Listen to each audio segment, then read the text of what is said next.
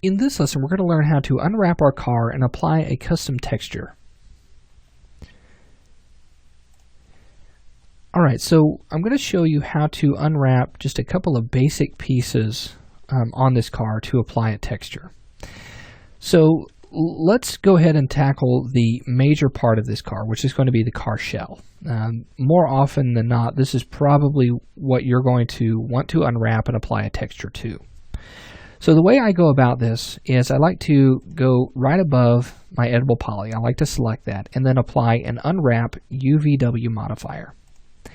With that applied, this is going to allow me to unwrap the shape that we've created and flatten it out into a 2D form. And this is going to allow us to take that UV into something like Photoshop and paint custom textures, like stickers and things like that. So with this selected here, now we're going to go ahead and go into Open UV Editor, and you're going to see that it gives us this. Let's turn off that checker background, and you can see that that doesn't look anything like our car shell. Okay, it's flattened out. It just doesn't look quite right. And as a matter of fact, if we come up here and expand our menu and click on Checker Pattern Checker, it's going to try to apply that to our model. And as you can see, we've got a lot of stretching and skewing, and it just really isn't all that even. And that's because this hasn't been unwrapped properly. So the way that I always like to explain unwrapping or UVing is we want to take a 3D object and we want to cut seams along edges to flatten it out. So just like if you were to take a box and you were going to throw it away in the garbage, you don't take the box as it is, completed as a cube, and try to throw that into the garbage can. It takes up a lot of room and it's a lot of wasted space. Sometimes it doesn't fit all that well. So what we want to do is we want to cut it along those corners of the box and create seams and flatten it out. And so that's kind of what we're doing with UVing. So to get started with this, there are several tools that we can use to flatten out a car like this. So I'm going to select all the polygons in this particular object. So let's go ahead and select everything in here, and let's make sure that we get everything. So I can also select the UVs right here in my UV editor, not just in the model itself.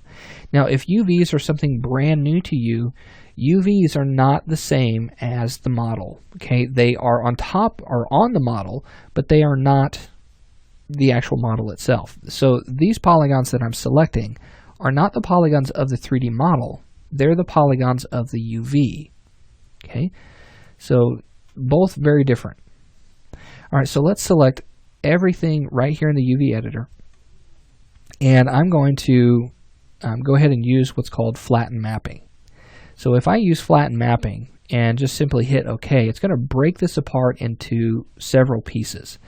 And as you can see, our checker pattern has changed over here.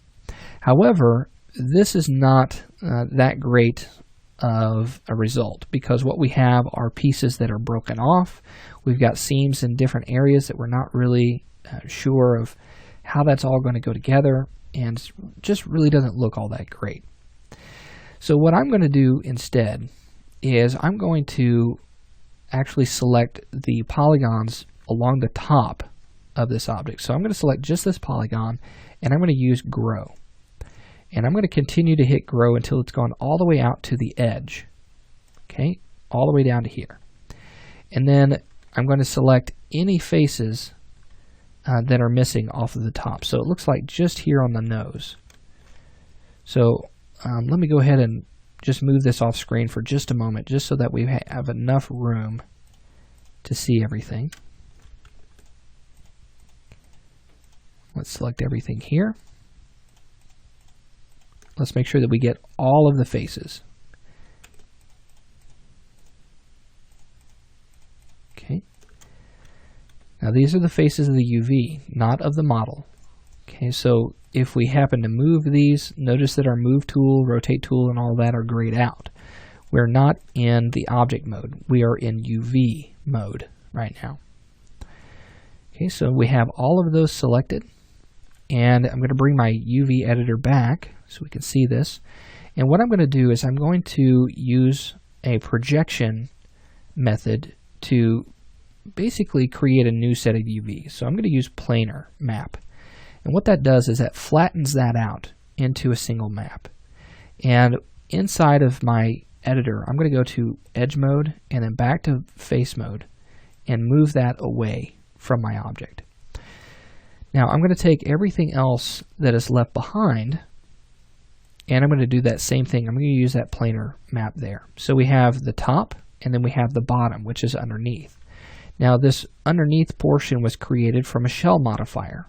Okay, so you may want to apply a shell modifier to your carved UV. You don't necessarily have to do that, but I've done that in this case. This really isn't all that important right now. So I'm going to select the top portion of our UV. And I'm going to use what's called the Relax tool. So I'm going to left click and hold on that. And I'm going to go to my Relax Custom settings.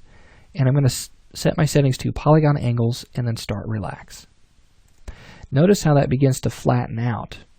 Okay, and our checker pattern looks really nice and neat across the top of our car. Okay, let's go ahead and do the same thing for this one. I'm going to start that relax, and you'll see that it tries to flip around, and it's trying to relax in the correct direction. So it's going to go through that process, and normally, if I hit Control Z twice on that, I don't want it to relax like that. I don't want it to twist on itself. And what it's doing is it's basically the UVs are flipped. So I'm going to right click and just flip horizontal. And then I'm going to start my UV relax. And notice that it didn't twist on itself. Okay. So now what I need to do is I need to take these UVs and I need to put them in this 1-to-1 space. Okay, or 0-to-1 space. And this is where our template is going to be rendered. So anything outside of that is going to be a little bit of an issue. So now with these objects, I'm going to get them really close together, just like so. And then I'm going to pack those. Now it's trying to pack these inside of the space, but you'll notice that I've got a lot of wasted space. So what I'm going to do is I'm going to take one of these, and this is going to be the top. Let me make sure that that is actually on top there so I can remember that. And I'm going to get those really close together. And then I'm going to use my scale tool and scale those to where they fit as much as they can in this area. Okay. Making sure that your UVs fit as much as possible in the UV space is going to ensure that your texture size or your textures are going to show up as full resolution as possible. Okay. So now that I have that set, what I'm going to do is I'm going to go ahead and go to Tools and then Render UVW Template. This is going to bring up a tool that's going to allow me to render this out so I could take it into Photoshop and color on it. So I'm going to set my texture width and height. So I'm going to set that to 2048 by 2048. I'm going to make this higher resolution so it looks a little bit nicer. And these settings in here, you can leave them as default, but what I like to do is I like to set my edge color to black, and then I also like to turn off seam edges. I'm going to hit Render UV Template, and it's going to bring up a window, and it doesn't look like it's rendered anything, but the default background is always going to be black, and so my edges are set to black, so it doesn't look like anything is there. So I'm going to hit Save, and I'm going to save this in our Scene Assets folder, and this is going to be in Images, and here you can see that I already have a UV already set up. So I'm going to go ahead and overwrite this, and let's go ahead and save it as a PNG. Okay. Now this is the old UV that we have here. So let's go ahead and just overwrite it. And this is not anything that we've done in this project so far. Okay, this is just for the research edition. So now that we've rendered that out, let's close this, and we'll close out our UV editor. And now what we want to do is we want to open up that PNG inside of Photoshop, and I'm going to give you an insight on how to create some custom textures. So in our next lesson, we're going to open that up in Photoshop and give you some ideas on how to create a texture for that.